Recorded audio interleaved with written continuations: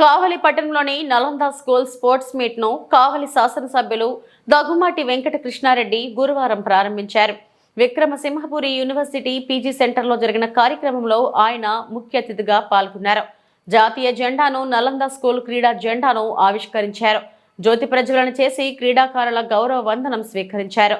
సరదాగా విద్యార్థులతో కలిసి వాలీబాల్ ఆడారు.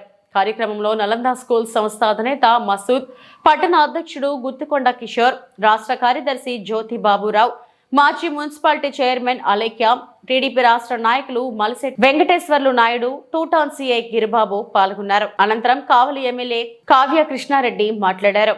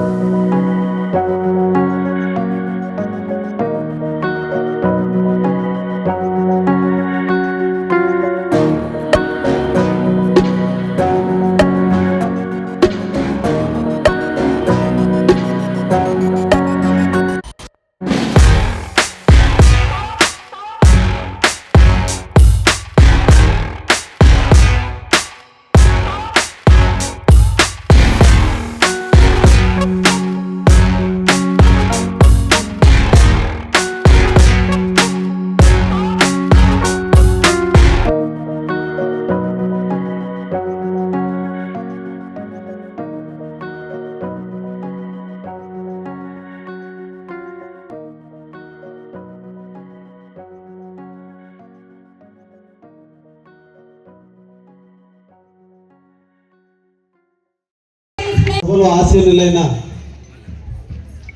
నలంద గ్రూప్ ఆఫ్ స్కూల్స్కి సంబంధించిన అధినేత, వాళ్ళ తనయుడు, కాలేజీకి సంబంధించినటువంటి ప్రిన్సిపల్స్, పట్టణంలో నిరంతరం ప్రజాసేవలో నిమగ్నమై ప్రజల కోసమే జీవితాలను అర్పించిన మా నాయకులందరికీ కూడా స్వాగతం సుస్వాగతాన్ని తెలియజేస్తూ, ఒక మంచి కార్యక్రమంలో పిల్లల కేరింతల మధ్య, ఆనంద డోలికల మధ్య ఆనందంగా ఆడుకునే మధ్య, సూర్యదేవుడు కరుణ మధ్య, ఎండ తక్కువ ఉండేటువంటి ఆహ్లాదమైన వాతావరణంలో ఈరోజు నలంద స్కూల్ నిర్వహించేటువంటి ఆటల పోటీలు. నలంద అంటే విజ్ఞానం. నిరంతరం కూడా అజ్ఞానమైనటువంటి పిల్లల్ని జ్ఞానవంతులు చేసే నలంద. తల్లి నడకల నుంచి, తల్లి నేర్పిన మాటల నుంచి, బుడిబుడి నడకల నుంచి స్కూల్కి వస్తే స్కూల్లో జ్ఞానాన్ని నిరంతరం అందిస్తూ పాఠ్య పుస్తకాలలో ఉండే అంశాలనే కాకుండా జీవితంలో ఎలా ఎదగాలి, ఎలా వదగాలి, ఎలా పెరగాలి, ఎలా విజయాన్ని సాధించేదా అనే విషయాన్ని కూడా నిరంతరం మీకు అందిస్తున్నటువంటి మీ నలంద. నలందాకి అర్థం జ్ఞానం. అంటే మీరందరూ కూడా జ్ఞానాన్ని పెంపొందించుకొని జీవితంలో ఉన్నతమైన స్థాయికి ఎదిగేదానికి నలంద తొలిమెట్టుగా మీకు ఉంది. అంటే అందుకనే మన సనాతన ధర్మం మాతృదేవోభవ, పితృదేవోభవ, ఆచార్య దేవోభవ. అంటే మనకు ముగ్గురు దేవుళ్ళు. ఒకరు తల్లి జన్మనిచ్చి నవమాసాలు మోసి మన కోసం కష్టాలని, బాధల్ని భరించి ఈ భూమి మీదకి తీసుకొచ్చిన తల్లి. మొట్టమొదట ఆ తల్లిని మనం ప్రేమించాలి. రెండు, జన్మకి కారకుడై పెంచి పెద్ద చేస్తున్న తల్లిదండ్రులను ప్రేమించాలి. మూడు, జ్ఞానాన్ని బంధిస్తూ మన ఎదుగుదలలో నిరంతరం కూడా మనకి విద్యను అభ్యసించే విధంగా మిమ్మల్ని రూపుదిద్దుతున్న, మిమ్మల్ని ఒక శిల్పంగా మారుస్తున్నటువంటి గురువుల్ని ప్రేమించాలి. వీళ్ళ ముగ్గురిని మనం ప్రేమించినంతకాలం మొట్టమొదటి మనలో అలవడే క్రమశిక్షణ అదే. మొదటి క్రమశిక్షణకి మారిపోయి ఏంటంటే నిద్రలేచి తల్లిని, తండ్రిని, గురువుని తలుచుకొని ఒక్కసారి నమస్కరించుకుంటే మొదట మీలో క్రమశిక్షణ అలవడుతుంది. ఒక్కసారి ఆలోచించండి. ఇక్కడ ఉన్న చిన్న పిల్లలు, మీరందరూ కూడా చిన్న విద్యార్థులు. చిన్న విద్యార్థుల దగ్గర నుంచి కౌమార్య దశలో ఉండే 15 సంవత్సరాల వయసు ఉన్నటువంటి మీరందరూ కూడా, మీకు అందరికి కూడా బంగారం అంటే చాలా ఇష్టం. మన తల్లిదండ్రులు, ముఖ్యంగా మన తల్లులు బంగారాన్ని అద్భుతంగా ప్రేమిస్తారు. కానీ ఆ బంగారం కూడా ఒక మట్టే. మీ జీవితం కూడా ఇప్పుడు ప్రస్తుతం మట్టి లాంటిదే. మట్టిలో ఉండే బంగారాన్ని బయటికి తీసి కొన్ని లక్షల ఉలి దెబ్బలు తగిలితే ఒక ఆభరణం తయారవుతుంది. కొన్ని వందల ఇబ్బందులు పడితే మీరు కూడా ఒక ఆభరణం తయారవుతారు. అలా ఆభరణం అంటే మీ జీవితంలో ఒక ఉన్నతమైన స్థితి. ఒక ఉద్యోగిగానో, ఒక వ్యాపారస్తుడిగానో, ఏదో ఒక రంగంలో, అది డాక్టరా, ఇంజనీరా, యాక్టరా, లాయరా, టీచరా, లేదంటే ఫారిన్ పోయి ఏమన్నా చదువుకోవడం, ఏమన్నా జరగాలి. మీరందరూ ఒక ఆభరణంగా తయారవ్వాలంటే తల్లిదండ్రుల ఉదయాల్లో ఉండేటువంటి మెడలో ఉండే బంగారం ఎన్ని కష్టాలు పడితే మన తల్లి యొక్క మెడలో ఆభరణంగా తయారైందో, మీరు కూడా ఒక జ్ఞానవంతులుగా ఎదగాలంటే కష్టాలన్నిటినీ ఓర్చుకోవాలి, ఇబ్బందులన్నిటినీ ఎదుర్కోవాలి. ప్రతి రోజు కూడా మీరు జీవితంలో ఓడిపోతూనే ఉంటారు. ఓడిపోయినప్పుడల్లా ఎలా గెలవాలో నేర్చుకోవాలి. ప్రతిరోజు మనం పడిపోతూనే ఉంటాం. పడినప్పుడల్లా ఎలా లేచి నిలబడి ఇంకొకసారి పడకుండా ఉండాలో నేర్చుకోవాలి. ప్రతి సందర్భంలోనూ అవమానాలు వస్తుంటాయి. అవమానించబట్టే ఫ్యూచర్లో అవమానాలు చెందకుండా ఎలా ఎదగాలని మీరు నేర్చుకోవాలి. ఇవన్నీ మీకు జరగాలి. మీరు పడ్డనాడు చాలామంది గేలి చేస్తారు, ఇబ్బందులు పెడతారు, నవ్వుతారు. కానీ మీకోసం మీకు ఒక మంచి మిత్రుణ్ణి మీరు ఎన్నుకుంటే, మీకు మంచి స్నేహితురాల్ని తయారు చేసుకుంటే వాళ్ళు మీ కళ్ళ నీళ్లు తుడుస్తారు. కష్టంలో ఉన్నప్పుడు ఏడ్చేవాళ్ళు, నవ్వేవాళ్ళు శత్రువులు. కష్టంలో ఉన్నప్పుడు కళ్ళు నీళ్లు తుడిచేవాళ్ళు మిత్రులు. కళ్ళమడి నీళ్లు పెట్టుకుని ఏడ్చేది తల్లిదండ్రులు. అన్నిటినీ కూడా మార్చుకుని మనకు ధైర్యాన్ని ఇచ్చేటువంటి బంధువులు.